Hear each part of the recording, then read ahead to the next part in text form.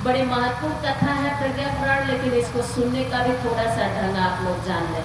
कौन कैसे किस भाव से कथा सुने। एक व्यक्ति एक हलवाई के दुकान पर गया, अपने अपने भाव, जाकी रही भावना जैसी, जैसे हमारे अंदर का भाव होगा कथा हमको वैसे ही मिलेगी। एक व्यक्ति एक हलवाई के दुकान पर जाकर के बैठा और वहाँ कुछ खाने पीने के उद्देश्य से गया। तो जब गया तो हलवाई की दुकान पर वो दही रखी हुई थी परात में, और जैसे ही वो व्यक्ति बैठा तो वो कवि था, तो कवि लोगों की कहीं भी जाते हैं तो उनकी कविता पर ही ध्यान चल रहता है। तो जैसे ही कौवा आकर के दही के परात पर बैठता है, वैसे ही वो हलवाई उसको मारता है, कंकड़ मारता है और कौवा को लग जाता है और वो कौवा वहीं समाप्त हो जाता है। तो वो कवि वहीं बैठा ये घटना देख रहा था। तो कवि लोगों के अंदर वो होता है कि जो घटनाएं देखते उस पर तुरंत अपनी कविता लिखना शुरू कर देते हैं। तो वो कवि देखा, जब इस दृश्य को, इस घटना को देखा, तो वो अपने कवि भाव से वो कहने लगा कि काग, कौवा को कहते हैं काग, काग और दही पर बैठा था और जान गंवा बैठा। तो वो अपने भाव में लिखा कि काग दही पर जान गंवाया, मतलब कौवा दही के पर बैठ करके जान गंवा दिया। तो वो क्या लिखा, काग दही पर जान गंवाया। वो एक लाइन लिख करके चला गया। इसके थोड़ी ही देर बाद वहाँ पर एक लेखपाल आए, लेखपाल महोदय, लेखपाल जो खेत वत का करते हैं वो आए, तहसीलदार लेखपाल ऐसे ही कुछ होते हैं। तो वो आए तो वो खेत वत को नापने में कुछ घोटाला वटाला किए थे। अब ये पूरे निजामाबाद वाले उन पे हावी हो गए, ठीक है। अब वो कहने लगे कि लेखपाल साहब अब आपकी खैर नहीं है। अब लेखपाल के जान पे बन आई, क्योंकि सारे लोग अपने अपने खेत का जब लेकर के गए तो इधर घोटाला उधर घोटाला, उनके में कम इनके में ज्यादा, घूस लेकर के रिश्वत लेकर के किए थे। अब तो उनके जान पर आ गई।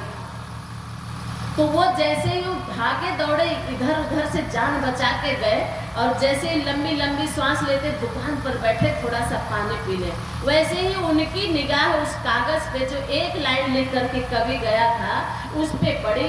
जब उस पे पड़ी तो उस पे क्या लिखा था, काग दही पर जान गंवायो। अब वो पढ़ा तो उसके अंदर जो चल रहा था कि कागज की हेरा फेरी हम नहीं किए होते तो ये गांव वाले हमारी जान पर नहीं बनते। तो वो जब वो पढ़ा तो कह रहा, अरे ये तो बिल्कुल मेरे लायक, मेरे सटीक लिखा हुआ है। क्या लिखा है, अब चूंकि वो पढ़ता है दूसरे ढंग से, दूसरे भाव से, वो क्या पढ़ा, का ग द को तीन अक्षर का एक में मिला, कागद, कागद ही पर जान गंवायो। बस एक कागज इधर उधर कर दिया, उस पे मेरी जान पे बन गई है। वो तो लिखा था कागद ही पर, ये पढ़ लिया अपने भाव से, कागद ही पर जान गंवायो।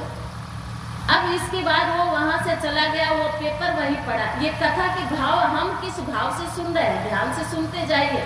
तो तीसरा एक मजनू टाइप का आया जो किसी के चक्कर में पीट करके आया हुआ था, और जिसके चक्कर में पीट करके आया था वो धिकनी सी, नाटी सी, थोड़ी मोटी सी थी।